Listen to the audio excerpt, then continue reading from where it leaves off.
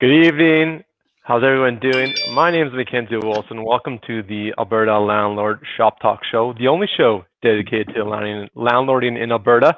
Chris, it's been a while since I've actually did our usual introduction. This is going to be back in the trenches, if you will, the kind of nitty gritty. We're just tackling all questions off the page and off the community tonight.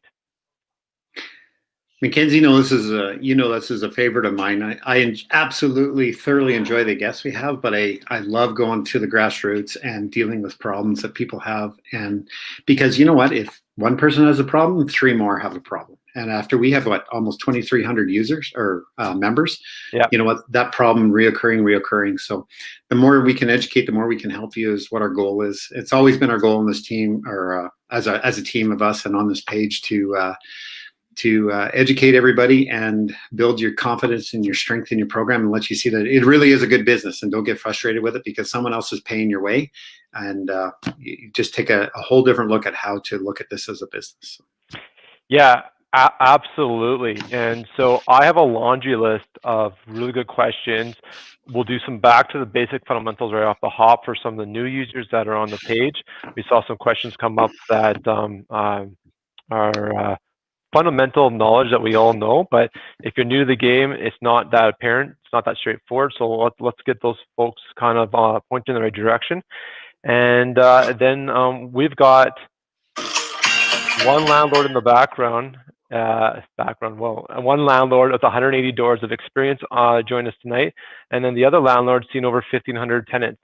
So we're armed with some expertise tonight, and if you got four of us putting our minds together to solve your guys' problems, we'll help you guys get stuck out of that mud, maybe get rid of a little stress, dealing with that troublesome tenant, and we'll get you guys moving forward.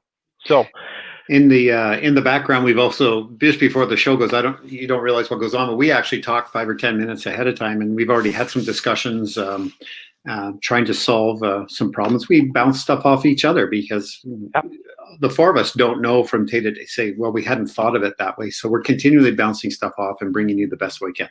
Now, Mackenzie, you don't know this because I didn't talk to you, but I do want to put an apology out there to one of our landlords.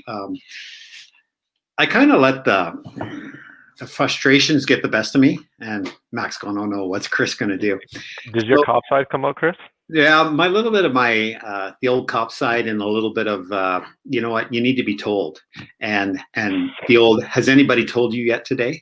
And what it was there was a tenant that left a mess in a house, and it annoyed me so much that I went outside of my my box that I try to live in when it comes to being, professional and whatever. And so this is my apology. Your professional box? My professional box. And I sent him, there's going to be some people that cheer me. I know there's some people that are going to cheer me, but you know what? I got to draw back because I felt bad for the landlord because I got a call. And what happened is while we're waiting for more people to join, we can have a good laugh. I sent that tenant a message on Messenger. It started off with a hey to see if I could get a connection. When I got a connection, and the person wrote back and said, do we know each other? I said, no, but I think you're just a class A human being for leaving a rental in the place you did. You're just awesome, kind of thing.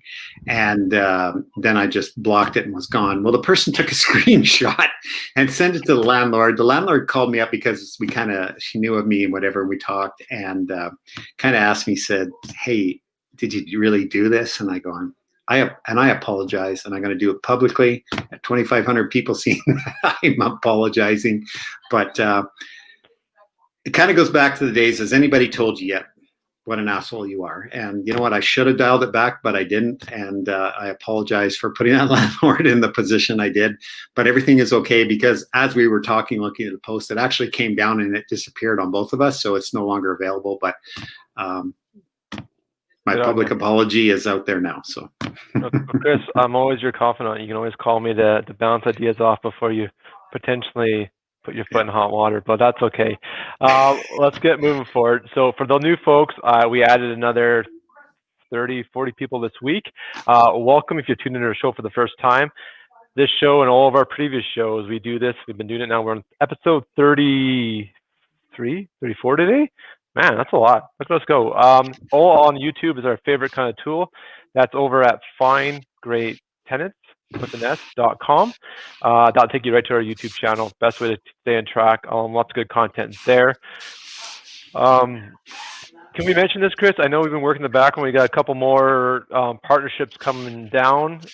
These gentlemen have been out on our page for a while helping us, and I'm going to mention it anyways. I know we haven't signed up, but we got the verbal commitment. Don Gray is coming on in official capacity with us now, so I'm pretty happy for that. Don, if you're watching, give us a thumbs up, say hell yeah, and we'll be getting more of him on our show, which will be great. And then one last thing here, we're 6 minutes past. We'll get both Andrea and Uncle Bill politely waiting in the background for us. I had a really good conversation last night with a fellow landlord, and he again, we always learn new stuff in this industry, and he had one of the coolest, very, very focused strategies to get new tenants. He doesn't even market. He gets more referrals through his current connections from his tenants and his community connections than what he can do with. And so he doesn't market. And I asked him if he'd be willing to come on the show, and he is. He's a lifelong learner and all about the relationship. So I'd be thrilled to have Michael Slim come out to our show. So watch him out for the future. And if you guys are interested in how he's getting so many referrals without marketing, tune in that episode because it'll be a really cool one. So without further ado, let's get two fine folks sitting in the virtual studio onto our show. We have Andrea and we have Bill. Good, Andrea. She's always so happy. Eh? She's got a big smile from ear to ear. Hey, Uncle Bill. How you doing, everybody? Excellent. Awesome. And we got your first comment of the night coming in courtesy on Chris's previous actions. There we go. Let's get into it. Thank you, Cindy, for sharing your high five. Say hi. So let us know where you're watching from. I have a bunch of questions, so I'm going to do rapid fire on some of the fundamental stuff. So we'll be more efficient with the time and get to more questions for you guys to get more help out there. So should we have buzzers? What's that? Should we have buzzers? You can raise your hands. You can raise your hands. Actually, you know what? On that note, I'm going to put the first question at Bill Biko. Bill, what is better, month-to-month or a term lease? And what are the pros and cons, and what as us as landlords should be doing? If you want to really look out for your tenant and make it favorable for them, month-to-month is awesome for the tenant. It is not as favorable for you, though. So there's a lot more challenges if you need to get the tenant out if they're not quite perfect. Making a fixed term a much, much, much better option. We're seeing lots of comments lately. People are talking about selling their properties and trying to get somebody out. If you have a fixed term tenant, you do not have to renew your lease. You should give them a little bit of notice you're not renewing it, but you're not obligated to renew it. With month to month, you're on the hook unless they breach the lease or there's a few other prescribed reasons why you can break the lease. Relatives moving in, major renovations. We're not talking paint and a little bit of carpet. We're talking major renovations. So if you've decided to reach out, go month to month just to make it easier before you're selling your house, you're handicapping yourself. If you know you're going to start selling your house in the spring or in September or in January, make sure your lease ends a good month before then. It doesn't have to be a 12-month lease. It doesn't have to be a 6-month lease. It could be a 7-month lease or a 3-month lease, just to get you to that time frame so that it works for you and you can get to where you need to be without all the additional headaches. The other part I'm going to bring up, because this is a personal one that just annoys me all the time. So many people think their property is a great investment property. And it probably was when you bought it in 2005. But now that you've had it for a few years and you're trying to sell it as an investment property, the numbers just don't work. If you're selling it as an investment property, run the numbers, see what it would cost, see what the cost for somebody to buy it would be. And if it's a negative cash flow property, nobody's going to buy it as an investment property. Get the tenant out of there, package it as a home for somebody and sell it that way, or keep it. There we go. Mini rant done. I want to be like Chris, but calmer. You know what? Chris. You have no idea that when I get going, I think I need to talk to Bill. I need to call Uncle Bill and see what I need to do here because I need to dial it back. Okay. Andrea, you worked with people when we were both in the same industry, and you had those 1 or 2 members that you knew were always in the boss's office because they had too much to say, didn't they? Yes. You know, and there you go. Some RC and P talk here, I think, is going on. All right, let's get back to the business here, folks. Next fundamental question here: credit scores, are they worth it? Andrea, what is your take on credit scores? I actually look for other things before a credit score. So one of the things I like to see is that people have been employed with the same employer for at least 2 years. It means that they're pretty stable, especially in our Alberta economy. So that's one of the things I like to look at first is employment. Now, when it comes to people on assistance, you know, if the government's sending you the check, I'm sure you're going to get it. But, you know, credit is a habit. So it's good to know if people pay their bills on time. So we love the partnership with the Landlord Credit Bureau because when people don't pay rent, it's ding, right onto the credit. So we don't place as much emphasis on it up front. For our fourplexes and the lower income housing per se. In the higher quality housing, so we're renting, you know, single family, beautiful homes, we definitely want to make sure that we have somebody who has a great credit history. So we place a lot more importance on the higher end properties and less on the lower end properties. Awesome. You're very specific on your tenant demographic, depending on how you guys qualify them. What I want to just add to that is if you're a newer landlord and you're not sure what to look for, these credit scores give you a wealth of information that you may not be asking that for up front. So again, depending on your experience level as well, I generally recommend these too. One more take is, Andrea, you just mentioned Landlord Credit Bureau. It's a little bit different than a credit score. Do you want to highlight what they do? Yeah, so essentially we can assist our tenants to build a credit score. So Landlord Credit Bureau just reports to the credit union. And so when people pay their rent on time, they automatically are building credit. And when they don't pay their rent on time and they're tardy, then we can just upload to the Landlord Credit Bureau that somebody is late, and it goes against their credit report right away. So it helps us to collect money a lot faster. Perfect. And like you said, you reward good behavior, and it's a great filter tool up front because I have not found a legitimate reason why someone would say no to it if they're not a good tenant. Exactly. Perfect. Okay, awesome. Hey, Amber, I just saw you on the show. She's a fairly new member. I want to throw a quick kudos to Amber. She's fairly new, but into the landlording game, but she had a really good tip on our pre-screening questions. She's now made the little nuance when she asks for the name of the person, she wants the legal name on her pre-screening questionnaire. And I think that's absolutely brilliant because names given to you or aliases are typically different than the legal names that are found on credit scores and when you're doing your background check. So if you can have that correct information up front, it does make life a little bit easier when you're doing your due diligence. So can you send, we'll answer your question right now, Amber, since I've got up on the board. Amber asks, can you report a tenant's track record to the credit bureau without paying the monthly fee? No, you can't. So that is a premium feature to do that monthly reporting. You can, and I'm going to clarify here as well, there's two main functions with Landlord Credit Bureau. They have the ability to report to the third party, which is Equifax. That's the credit score reporting component. That's the premium side. They also have their own private database, which is something I've been encouraging all of our members to upload good and bad tenant behavior to, because that database is not only national wide, I think it's US as well. So what we have in our group, obviously, we have some lists of known bad tenants out there, but they're only within our walls of the people that know about them. If we can start making it a habit to fill out this list, then it becomes a national list and maybe international as well. Of course, that becomes more useful for more people. So there we go. Mac, if I can just add 2 cents to that. And you know what, everybody thinks, well, I got to be a great big landlord. I got to have 20, 30, 40, 50 doors before I can afford those kind of things.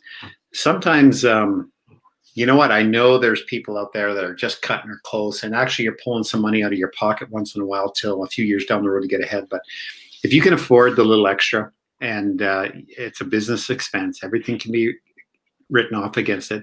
Try to participate in the Landlord Credit Bureau, because at the end of the day, when you get rid of that tenant, and if we're all working together, the day you need to get somebody new in, and that other person that listened to what I had to say or you had to say about joining is now reported it, and that person applied to you, now we're all looking after each other indirectly as well as directly. So try to work it into your business and budget it into your business if you can, to report on the people.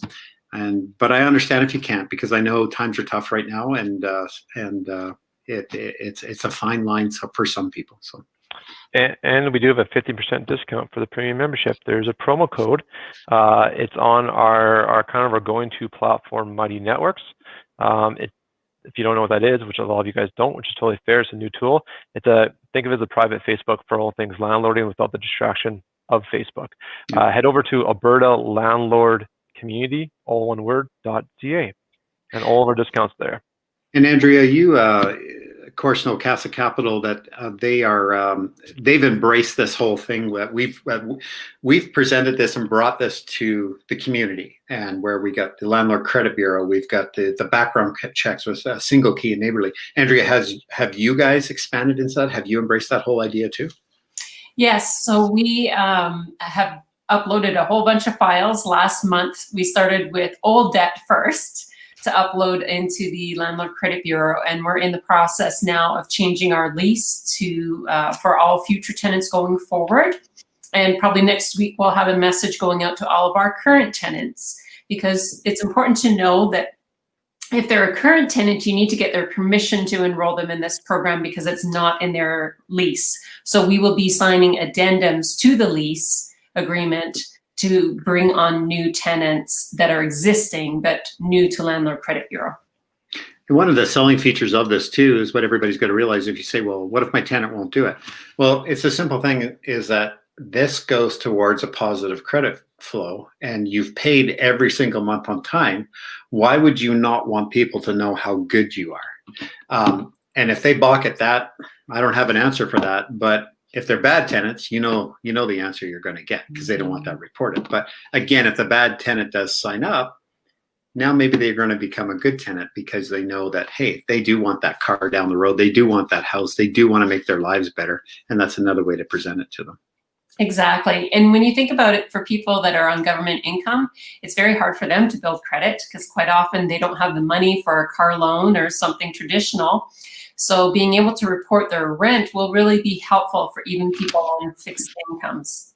Absolutely. I'll add two quick things. I know we're definitely riffing here, but it's all good information, promise you. So as Andrea highlighted, you do need to get consent if you've got a tenant in good standing. If the tenant's not in good standing, they're already in arrears, you don't need permission. You can submit it right away to Landlord Credit Bureau and to Equifax. And talking on the addendum side, I would use this as a filtering tool, as another kind of pro tip.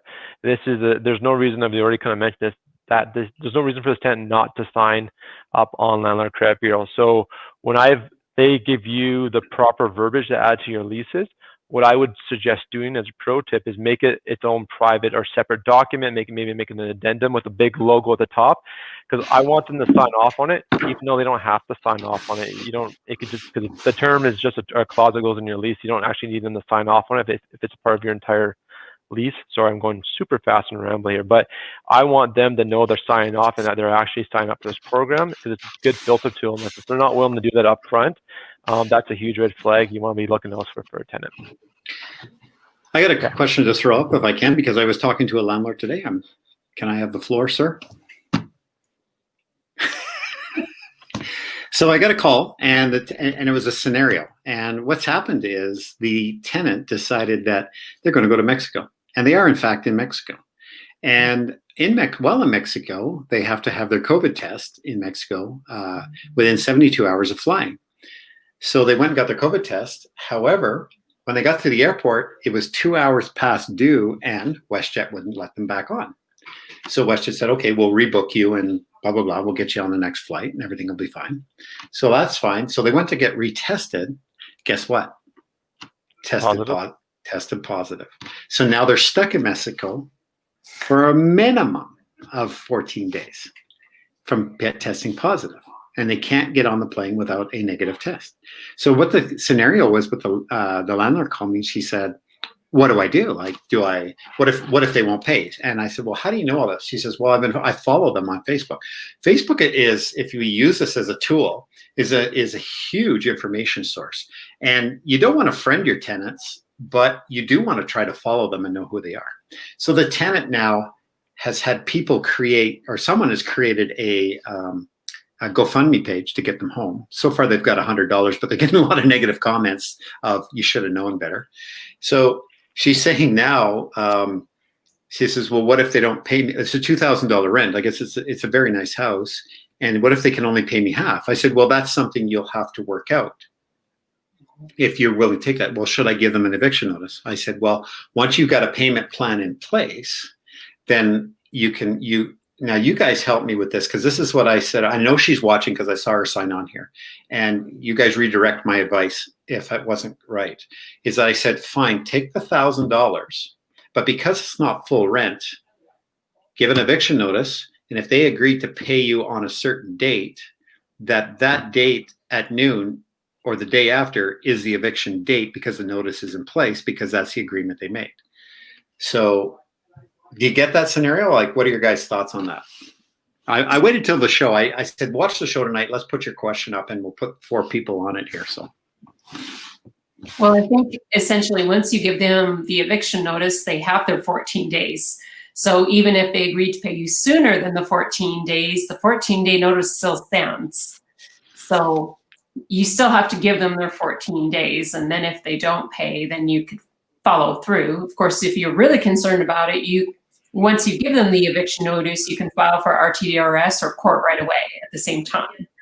So she's anticipating that she's going to receive half the rent. So of the 2,000, she's going to get 1,000 and give them the eviction notice. Does that work? Yes, absolutely. Good. Yeah. And so what, can she give them a 17-day eviction notice? Well, we do 16 days because you don't generally count the day that you serve, and you don't count the day that they're moving out. So it's actually 16 days is how we do it, because unless you're serving it before noon on the day that you serve it, it's just not valid. Has been always the way that we've done it. But Bill, what about you? I think it's going to be comfort level. Comfort level with the tenant. I saw that sigh. If you think that there's going to be a chance you're going to lose money, you've got to cover your bets. So if you're going to get the $1,000, you think there's a good chance you might not get paid, or there could be issues later. Maybe a letter outlining it. You could go with the eviction notice, or a letter outlining it, and file directly with the RTDRS right away and get onto a payment plan. You know, the issue with eviction notices are, it basically gives the tenant another 14, 16 days to mess around with you.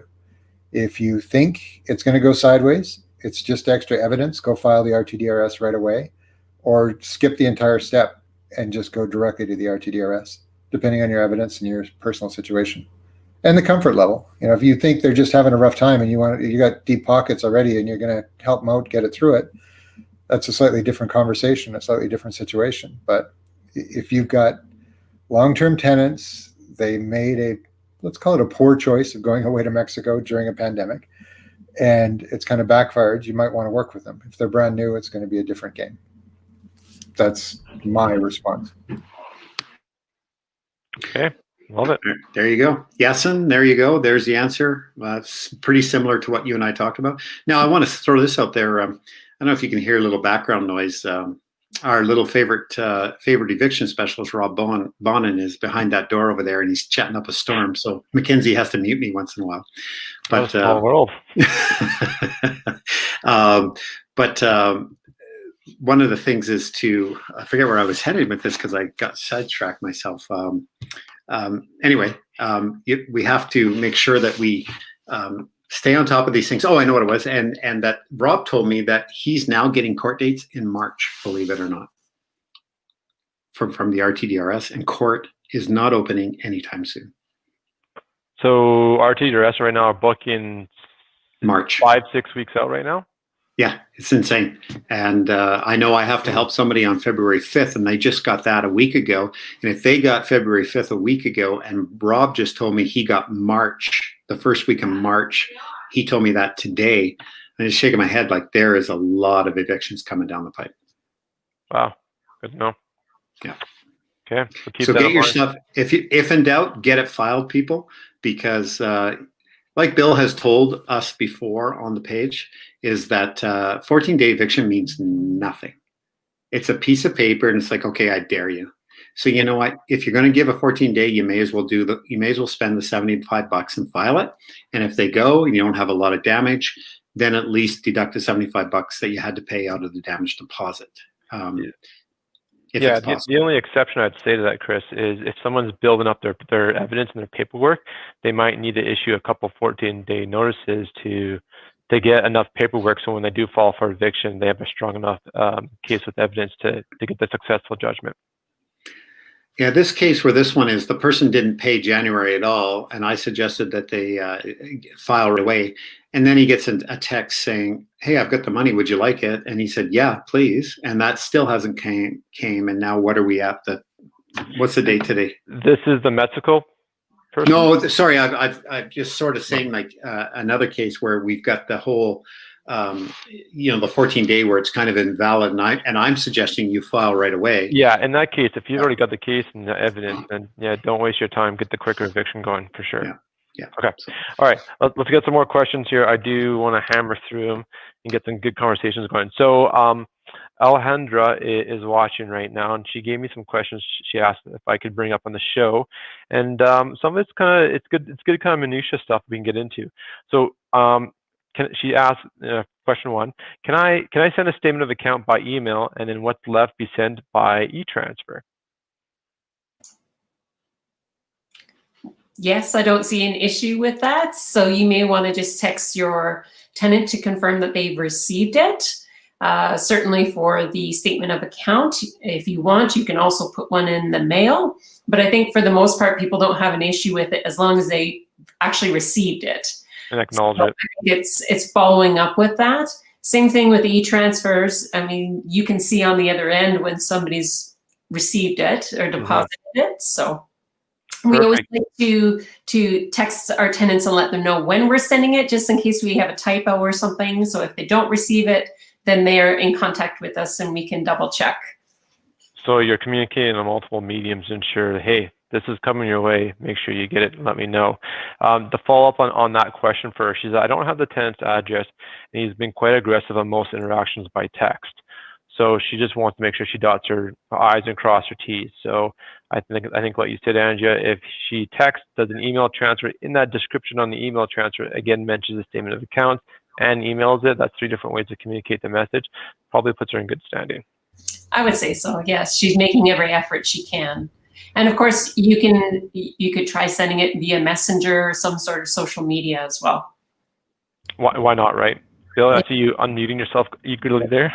Yeah, and just to add to that, if they're not giving you their address, that's another little challenge. And I think you subtly mentioned that. You can always send it to their last known address, which is your property.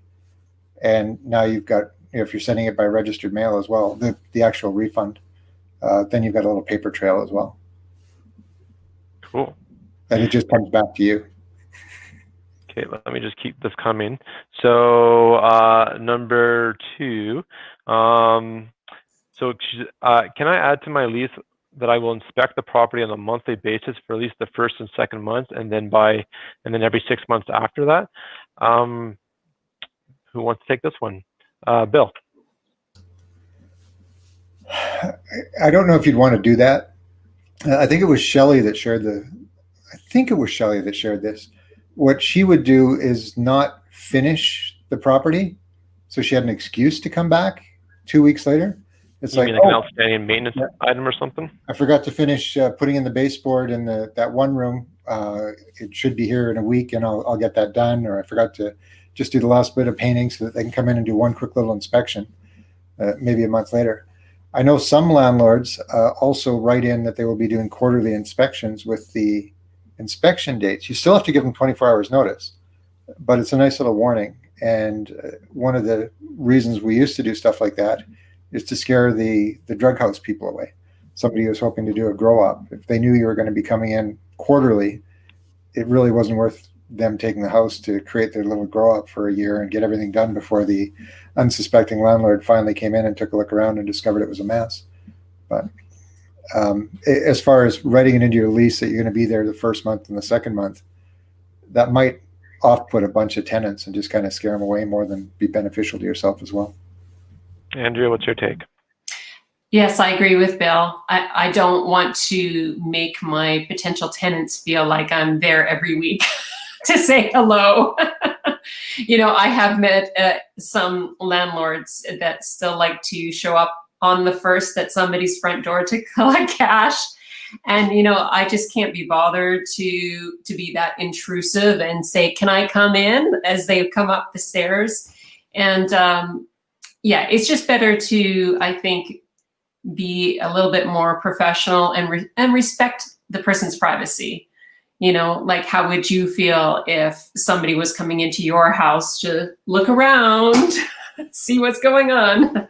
Now, of course, we do want to inspect at least once, and if not more, quarterly or twice a year, depending on what you feel comfortable with.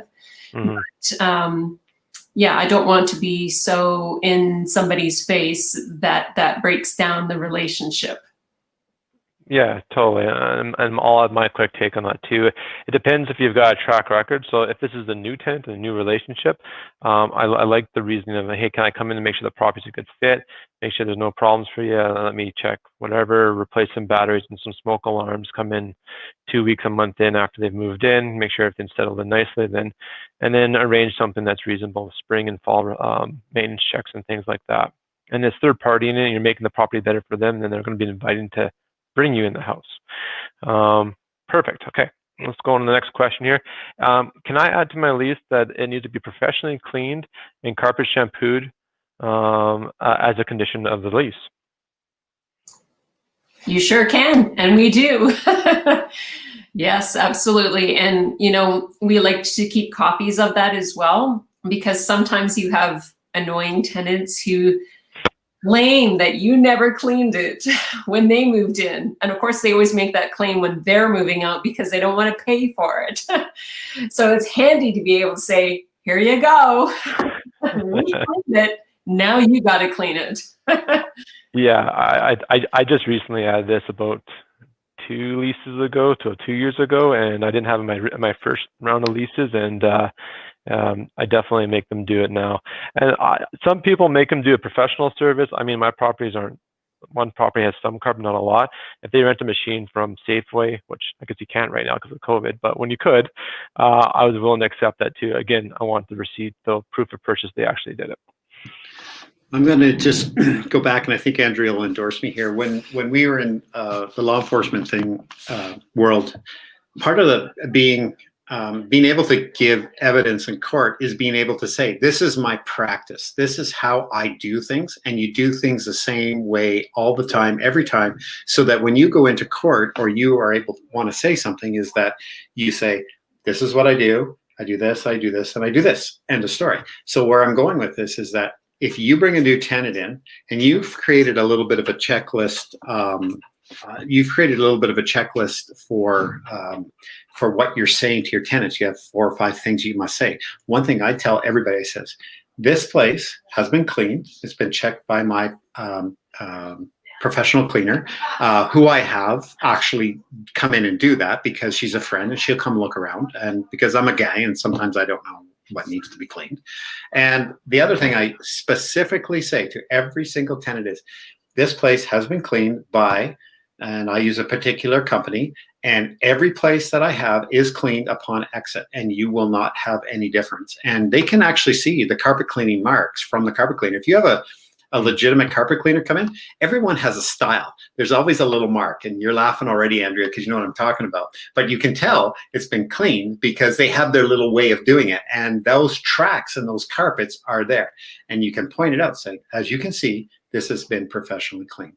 And when you leave, you will be required to have someone clean it, and I have a deal with a carpet cleaner who will do it. Well, can we rent one?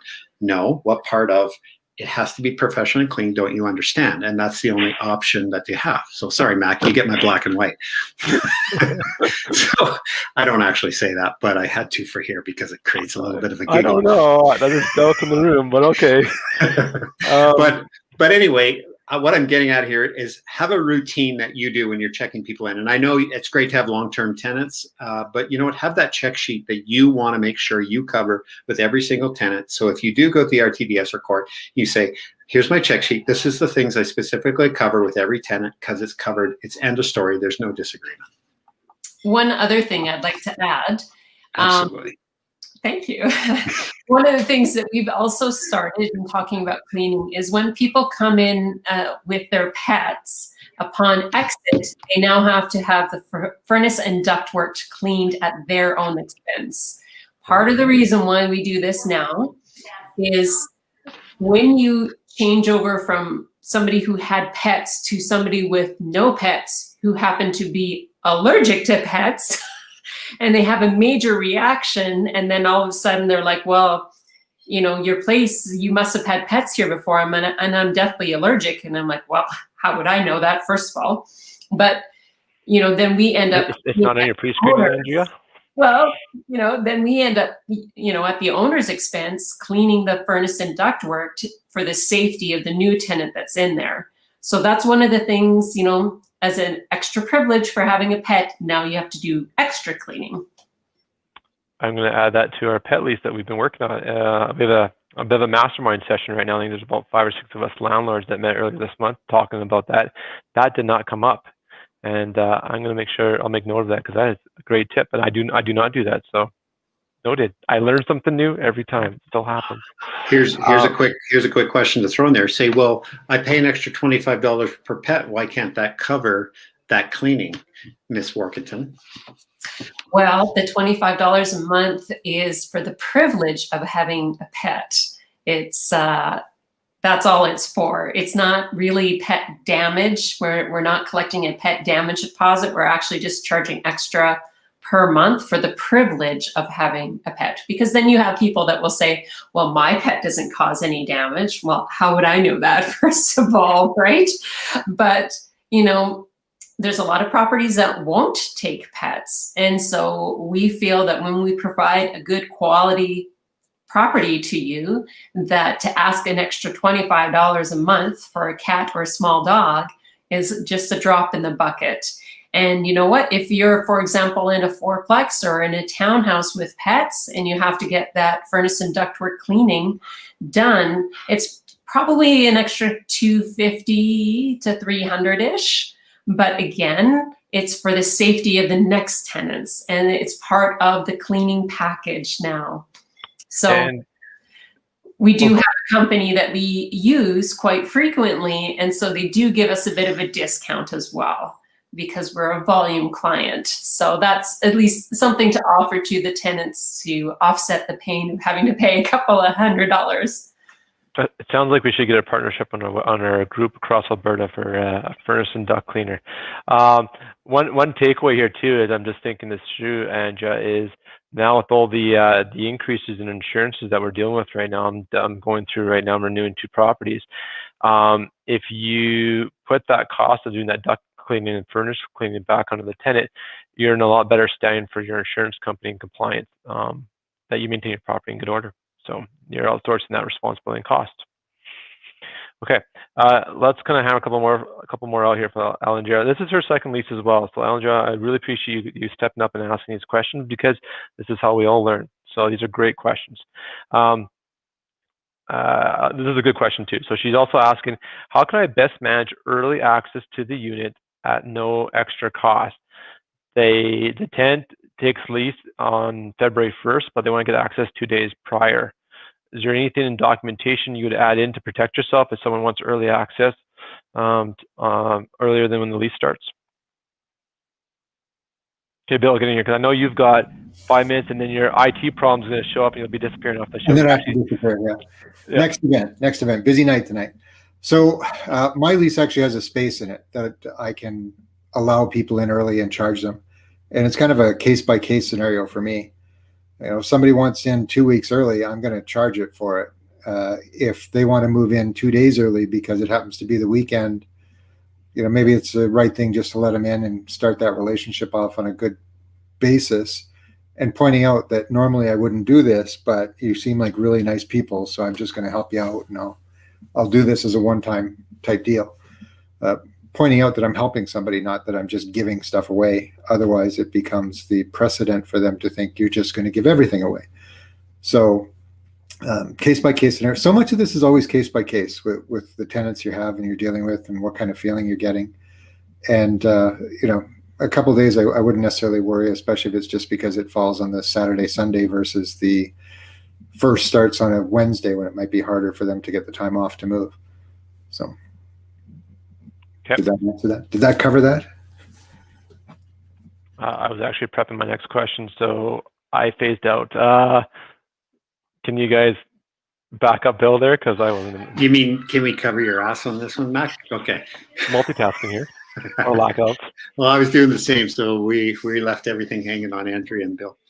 So go ahead, Andrea. Thank you very much. Great. So the only thing I would add is, quite often what we do is we ask the tenants to take on the utilities for those extra couple of days. So even if we're not charging rent, please just start your utilities, for the day that you're moving in, because it's one less expense to the landlord. So most people are pretty darn happy to do that. Yeah. And I'm right on the same page as Bill. That if they're coming in a couple days early, it's about building relationships, right? If they're coming in, 10 days, 5 days, I go per diem. We've talked about per diem on the page, and that's what you need to do. And Nicole says you must have had a shiny thing there, Mac. I quickly popped it up and off. So I was going to just add, make sure when you get your tenant's insurance, your renter's insurance that your tenant gets, it starts the day they take possession. If that's 3 or 4 days earlier, then that policy starts 3 to 4 days earlier, because you don't want to be unprotected. That was actually one of our we're kind of stuck on the fundamental questions here, which is fine. Oh no, we've been kind of everywhere, but that was one of them. Is it worth the pros and cons of tenants insurance, and how much does it cost? Is it worth getting? Andrea, I'm going to throw this back at you. What do you think about tenants insurance? Do you make your tenants get it? Yes, we do. And yes, it's important, especially when you're in some sort of shared accommodation, meaning not a single family house. So for example, if you're in a suited house and let's say the hot water tank goes and you're in a basement suite, your tenant's in a basement suite, and all of a sudden, they've got a few inches of water. If they need to stay somewhere at a hotel, or their mattresses are ruined and they don't have tenant insurance, they've got no way of recouping some money from somewhere to pay for all this stuff. So I think it's really important. It doesn't cost a whole lot of money, but especially in shared accommodation, I like to say to people, you might be able to control what's in your space, but you can't necessarily control what's in your neighbor's space. And I would say, just for single family houses, you never know when there could be a fire. And if your family is at Christmas and you have a fire and you're out on the street, that's where you see people, doing the GoFundMes because people didn't bother to get insurance. And it's so inexpensive. It's just, so important to do it. Yeah, I can't highlight that enough. I know, Bill, you're pretty much on your last minute here. So thank you for hanging out tonight. We appreciate it. Thanks for having me again. It's been a couple weeks, so. It has been. We missed you, Uncle Bill. With that, I'm going to bolt out of here. So thanks. Good seeing you again, Andrea. Good seeing you, Chris. Thanks, buddy. Wednesday, see you all right. Have a good night, everybody. Thanks for having me out, and I will see you hopefully again. Maybe they'll have me back if I'm good. Yeah, right. I'm going to give you a call next week because I got some people I need to chew out and I need to dial it back. Awesome. Okay. Night, everybody. Good night. Just to add on to what Andrew is saying there, let's do this. It's so critical, and there's been some really good examples where there's tenant negligence that's caused damage to the owner's property, and then the owner's insurance, the landlord's insurance, actually went after the tenant's insurance and pass that claim on to them, and therefore you didn't get hit as a landlord with a new increase in your premiums because you remove that claim off your history. So I mean, that right there to me is all worth it. And then there's a bunch of, again, it's between 20 and 30 bucks a month, and that typically includes accommodations. If the place gets flooded, like Andrea said, it's really, really worth it, and it protects a huge blind side of the liability for a landlord. We just got, just at the end of December there, Nuera Insurance. We have a lady who's been very helpful with providing a bunch of information. Her name is Jill Carberry. She's on our group. Ask questions. She's been great at answering them. And the cool thing we've done with them is we have the ability to get informed when that policy gets created and canceled by email, and you automatically get a copy emailed to you. And the way the whole system works is you give your tenant a promo code, and that promo code links it back to your email profile on their system, and they give you permission on the sign-up process to be informed. Now, you, for one thing, will know they have insurance, but the second thing is it's like an early warning indicator. So if that tenant is, say, malicious or ill intent, they get that policy, and then 2 weeks in or a month in on your 12-month lease, they cancel their insurance. You get an automatic email notification, and you already know what's going on. So you can be proactive and potentially prevent a midnight move, or at least prevent it from getting far worse and missing rent. So if you guys are interested in that, that is a promotion that we have. It's again on our Mighty Networks. So check it out. Okay. 13 minutes left. A lot of questions here. Andrea, you did some research before the show on the cannabis production. Yes. When you guys were digging into this, where did that question come from? It came from Chris. Oh. You want me to just highlight? Rob and I were having a discussion, and I was running out of time, so I apologize, Andrea. I kind of downloaded it to you, but you know what? We all need to know, and Mac and I are running around trying to prep the show. So over to you, my dear. Yes, so just so people know, if you go to Health Canada, you will actually be able to see what Health Canada says. So every household is allowed to have a maximum of 4 plants of cannabis to grow it for personal use only. Now, each province and territory then has further rules onto that. And then I drilled down to the Residential Tenancies Act. So what Max brought up on your screen here is from Service Alberta. If you look at the latest publication in Service Alberta for the residential tenancy updates of December 2020, not that it's a brand new update by any means, because cannabis has been around for a while now, a couple of years. It directly says, top of page 7, that a landlord or condo board may prohibit smoking of all substances, including cannabis, in their buildings or on their properties. So not just inside, but outside. Occupants should not smoke cannabis or other substances in prohibited premises. Non-smoking consumption, so if people are doing edibles or whatever, is permitted, but renters and condo occupants should check applicable rules. And then also it says highlighted, a landlord may also prohibit the growing of cannabis in the rental agreement. So this is key, in the rental agreement. So whatever your rental agreement says is what we are going by. So it's important to have no growing of marijuana or cannabis plants on the premises. It's also important to say no smoking of marijuana or cannabis on the premises. So that's what basically covers it off. And I think this is really important, especially when it comes to multifamily properties. So everything from your suited house to your apartment buildings. It's really important to have that clause in your lease, because not everyone enjoys the smell. And especially during summertime when windows are open and people are lighting up, you get complaints from the neighbors, especially people with young children. They don't really like that. And you don't want to lose tenants because of one person who's causing problems. But I think it's really interesting also to note condo boards too. So if you own one condo in say a 12-unit apartment building, condoized, it's important as a condo association to be aligned in this as well.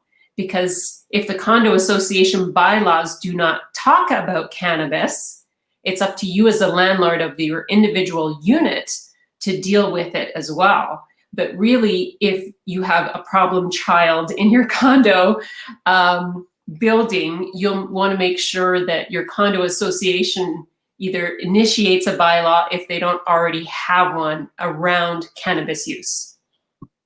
Cool. Awesome.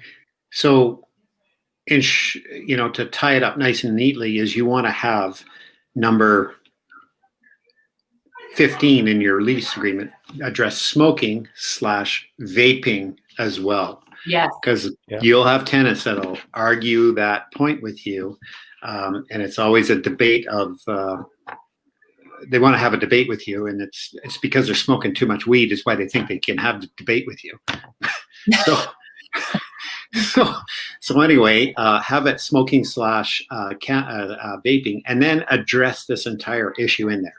No cultivation, no smoking, in or out. If you permit it out, which I did, which kind of backfired on me because they went outside and they smoked on the step, and guess what was right at the in the middle of the step? The furnace fresh air intake. So guess what happened with the second people in the suite? Yes, exactly.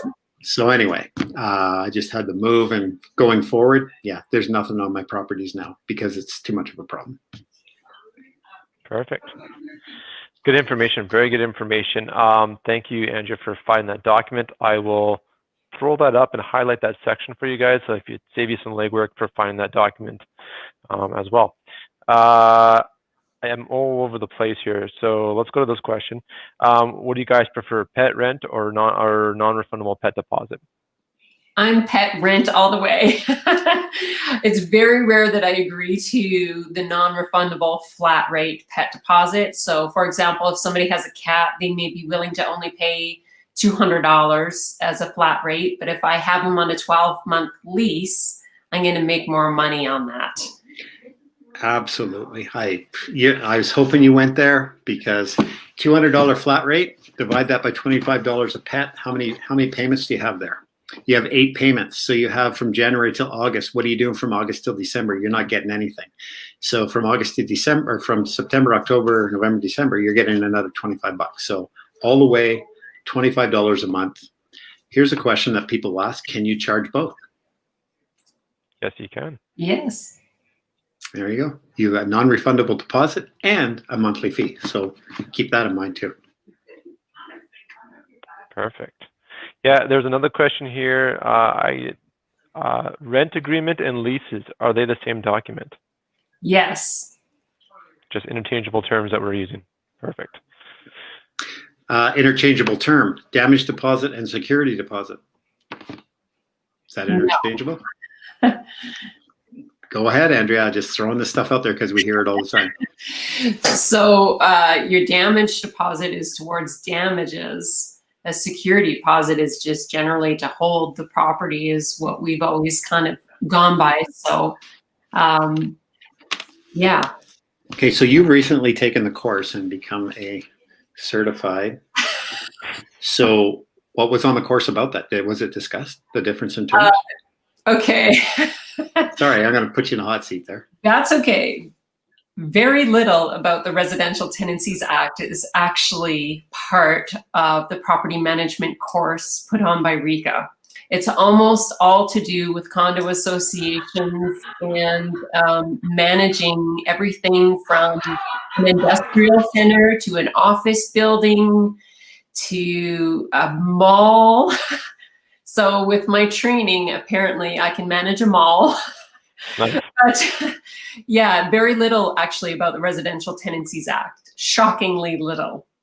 So let's not point fingers, but this is an FYI out there. If a realtor is technically certified to be a property manager, or they can do your viewings and stuff, doesn't actually mean they know what they're doing. Yes. I would say that, the practical experience I've had since being a landlord since 2003. I know I don't look that old, but I've been a landlord for 17, almost 18 years now. And I have learned a lot over that time, and taking the formal training to become a licensed property manager in the realm of residential real estate, very little. Very little. Yeah.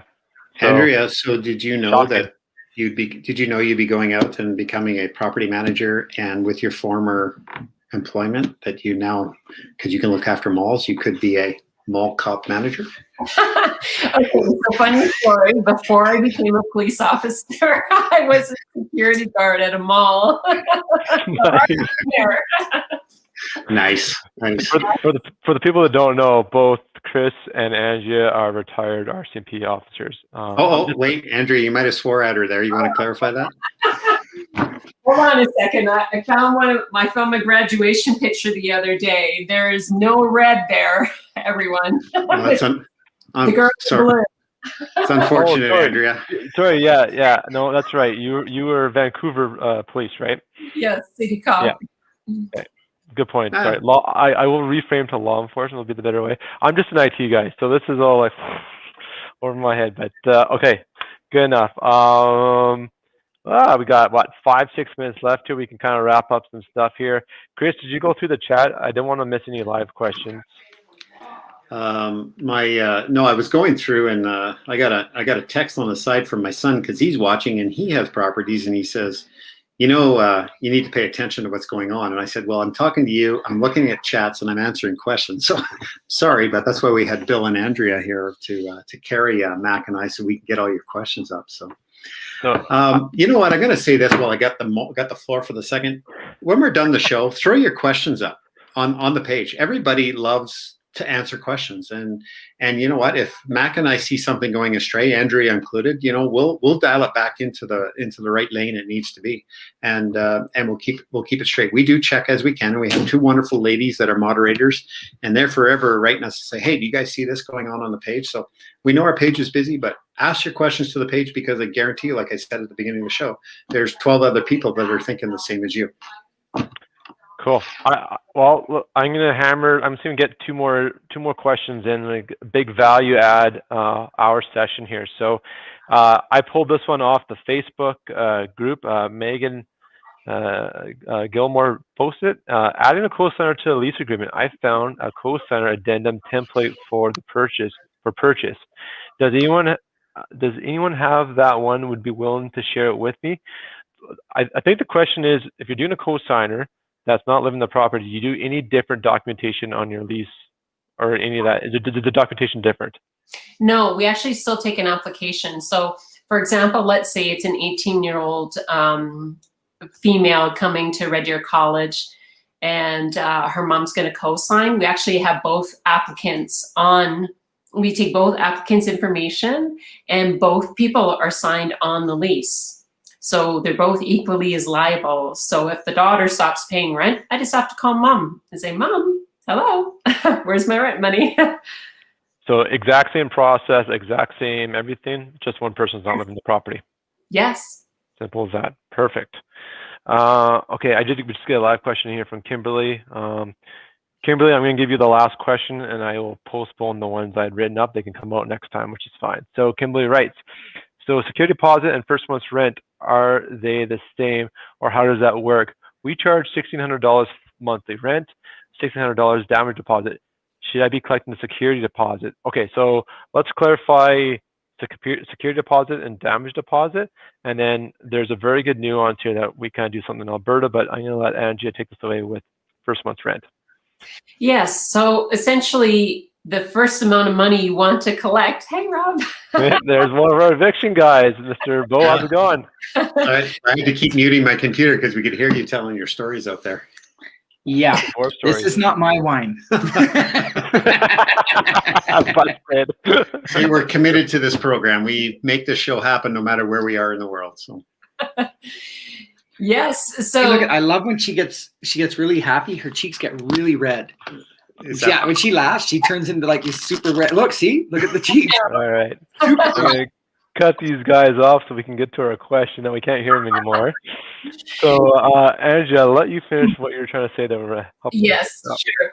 So I know a lot of people like to say, okay, I want to collect that first rent. So the first amount of money that comes in actually goes towards first month's rent. Because if this person doesn't follow through by moving in, then I've already collected that money towards first month's rent. So I get to keep it, right? Whereas if I'm just collecting a security deposit, that's my security for when they move in. But if they don't move in, I got to give it back, right? Yep. Is kind of how that works. And then, so it's interesting because Kim also had damage deposit in the same in the same sentence. So whenever we do our advertising, there's never a mention of security deposit. It's always damage deposit. And it's interesting to know, if you read the Residential Tenancies Act, if you don't collect damage deposit before that person moves in, or on the date that they move in, before you hand them keys, you have no grounds to force them to pay it. So we definitely want to collect it before they move in. So when people ask about doing damage deposit and payments, I really don't like that. I really don't like that, because I know if I agree to it, there's no guarantee I'll ever collect it, and it's not enforceable. So if I have to go to RTRS and say, well, they never paid me not only the rent, but they never paid me the damage deposit, then it's like, well, the judge isn't going to give me that damage deposit, and I need it towards whatever damages are done, and including, of course, the cleaning of carpets or whatever cleaning is left, right? Yeah. So it's very important that we collect the damage deposit before they move in, before we hand over those keys, and as well as the rent. But whenever people are like, I'm going to be, trying to negotiate with me, I'll always take the damage deposit up front and then take the rent the next day if they're going to be a day or two late, because I have my one shot at it. Yeah. My one shot. So I collect that damage deposit first because I can't collect it later. Whereas rent, I can collect it a day or two later if that's the way it goes. I was hoping you went down that road, because I'm so glad you said that. That's perfect. Yeah, there's such subtlety new. Like I don't know if other provinces can do this, but I mean, if you collect, like you said, Andrea, if you collect that damage deposit, it's a deposit against damages in the property. If they never move in, there's no damages in the property. That money has to be refunded. So you collect first month's rent and they bill you and they kind of stick you in a hole, and you're now trying to find tenants into the next month, and you've got that vacancy, if you will. Keep that money, because that's the way you play the game. And I did not know about the part where you can't go after the damage deposit once it's past the first. Thank you for letting me know that. That's a great pro tip. Is there any difference in the nuances of security versus damage deposit in that terminology in the RTA? Not that I'm aware of, to be honest. Kind of interchangeable. Is that the way that's how I've always approached it, but I've never asked that question. So now I'm like, Mac, I got to check out. So I'm going to leave you two wonderful people here. We talked about that ahead of time. So I'm at my 1 hour thing, and I know how you love to chit chat and keep everybody happy. So all the best to all of you out there. We'll see you next Wednesday, or I will see you next Wednesday. You'll see these two for a few more minutes, but put your questions up on the page. Let us help you out. So take care, everybody, and we'll see you again. Okay. And then there's two. And then there's two. Yes. Yeah. So, we just don't use the security deposit at all in our languaging at all on anything. So in the lease, it's damage deposit. In our advertising, it's damage deposit. On our receipts, if we're receiving cash as a damage deposit, it's written out damage deposit. So I think that, Alberta's the kind of province where people have come from all across Canada, where the landlord-tenant rules are different, and they collect different things. And that's where often you hear somebody say first and last month's rent. And I'm like, no, you have to be very clear. You're not giving me first and last month's rent. You're giving me a damage deposit. Because whenever you hear that, first and last month's rent, those people do not intend to pay their 12th month of rent. Because in their mind, it's first and last month's rent, right? And so it's not uncommon where we've come across people that say, well, you've got my last month's rent, and because they didn't pay their last month. And it's like, no, that's your damage deposit. Read your lease. I think that's an Ontario thing. Right? It's an Ontario thing. So you have to be careful. Those are some of the nuances of people coming from other places. Okay, love it.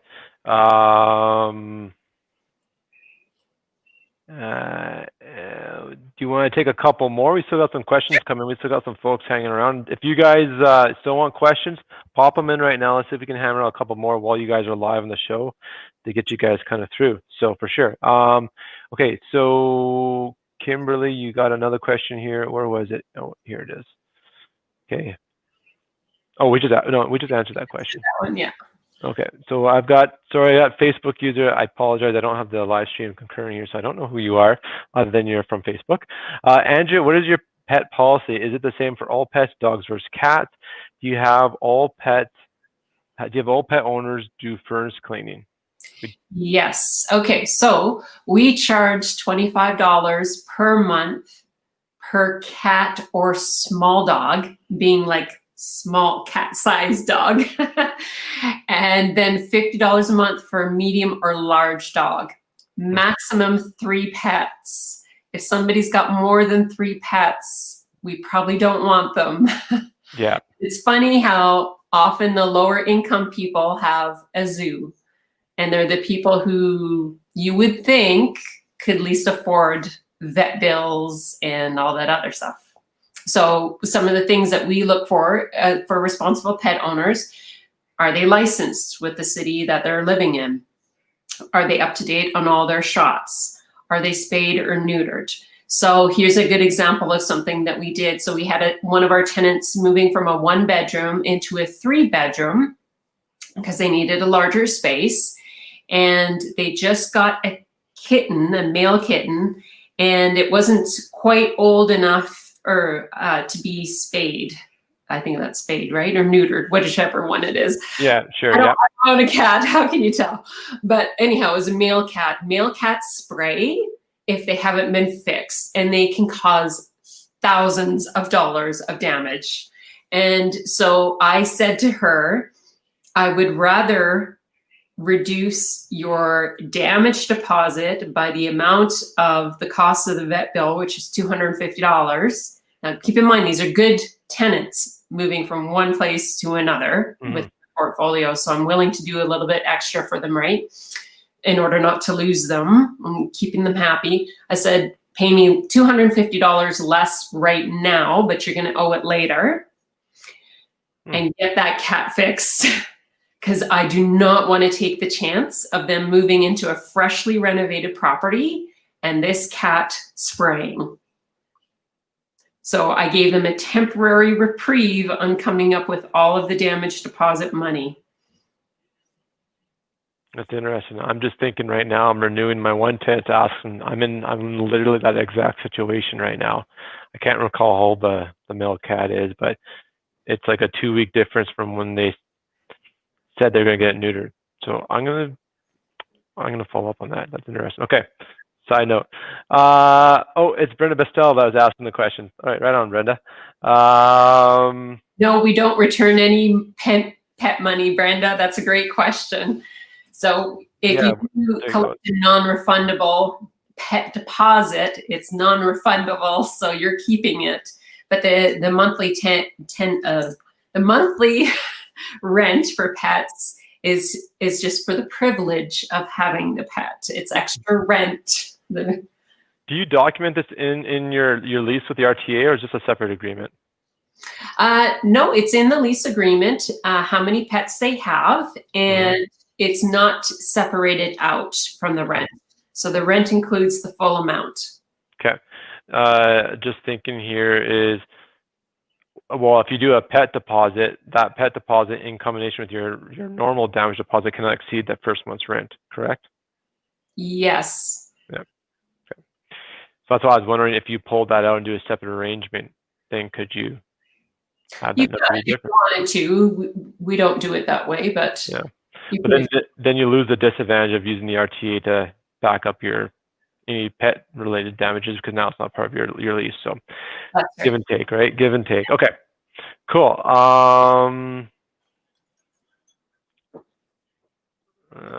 That was Isabel just providing a comment there. I think we're kind of sorted. Yeah, it's 10 after. Let's wrap it up. Don't want to do too much hot stove lounge overtime here. So, Andrea, can I mention one plug, if I may? Please. So Mac and I have been talking about doing an episode specific to people who have rentals in condo associations. So we want your questions if you have a rental in a condo association, because we're going to do a special training about condo associations and the relation to tenants, and the fact that the condo association, or the Condo Act rather, supersedes the Residential Tenancies Act and how you can use that to your benefit. So that will be in a future episode. So if you have specific questions about condos and rentals, put them out there. We want to answer as many as we can. Absolutely. Perfect. Oh, and Alejandra's all over that, because I know she's got a condo in Calgary. So 3 people are saying, oh, that's for me too. Yes, please. Look at that. Very cool. Andrea, on the point. I love it. Yeah, that was something we were talking about last week. So stay tuned for a future episode, folks. Other than that, was there any other points we talked about, Andrea, you wanted to hit off that we kind of go before we wrap up? No, I think we got it covered. Yeah, I have more questions, but you know what? There's always another week for another show. So perfect, folks. Thanks for tuning in. You guys were great today. Lots of comments, lots of interest. It's always fun for those kind of conversations. I love the nuances of being a landlord. Andrea, thank you for your time. That was a wealth of information, as always. And you're like my co-host now, because I just kicked 2 out halfway through the show. So on that note, you guys are watching the only show in Alberta dedicated to Alberta landlords, the Alberta Landlord Shop Talk Show. Thank you very much. Take care and have a great night. We'll see you guys next Wednesday.